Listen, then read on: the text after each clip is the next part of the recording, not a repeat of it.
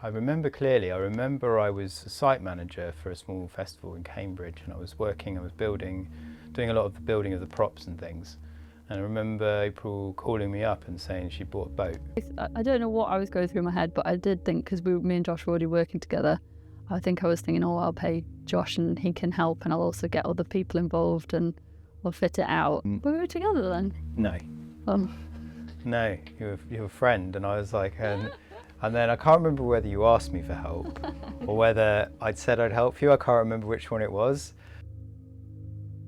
It happened at a very progressed stage of the boat where it was near livable. It was really starting to look beautiful. Usually we'd use this cooker like outside, but because it was raining, I brought it inside. I turned away for a minute just to grab something, and then came back and the gas had leaked all over the floor and just caught on fire. So Josh came. I shouted at him and he came straight away. It just felt like flames suddenly were everywhere. Josh basically fell into the fire and was lying in the fire, and he just didn't move for like a few seconds. And I thought, oh, that was, I don't know, it was horrible. I mean, he got up. And then just jumped off the boat into the water. Yeah, the doctors said, so he was very lucky that he jumped into the river and it was fresh and it wasn't stagnant. By the time we got up onto the bank and you made me sit in that puddle, because I remember you saying that I was already burnt, and I looked down at my arms and I could see all the skin peeling off and everything. I could feel it all over my face, and it didn't hurt at that point. I could feel it, like almost like the sensation of the skin surface being really different. And then we were just both sat in this puddle and watched this thing that we've been working on over the last 2 years just like go up in flames.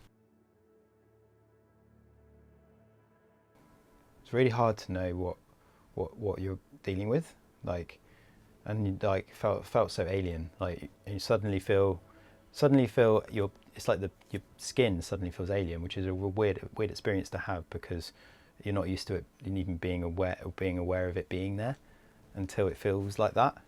And I sort of said to the consultants, I was trying to find out, what am I going to be dealing with, permanent scarring on my face, and is this going to be something that I have to deal with? I mean, I was extremely fortunate because they were doing some kind of very special process on my face based on the level of burns I had on my face. It was really painful and horrible, but it worked. It really worked. And then basically, as time went on, they were just sort of said, well, it looks like you might not have much scarring on your face. I had my hand burnt and my ankles burnt. When the person that you're with is, you can see that they've been injured quite a lot more than you have. My energy was just actually thinking all about Josh. I've grown a fondness towards my burns, It's almost like unique in its own way. It's like a tattoo, and it's got a story behind it. And so I kind of feel, in some ways, kind of fortunate to have it. I found Jill's profile on the website online.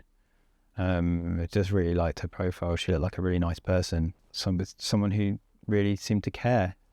And the fact that she believed us, didn't she? And obviously she knew quite a lot. She knew so much about claims that it suddenly made us go, wow, there's something here actually. There is, like, this isn't just a story, there's like lots more to uncover, and feeling like we could put our story into somebody else's hands to sort of really delve into. Leigh acted as an emotional support for us.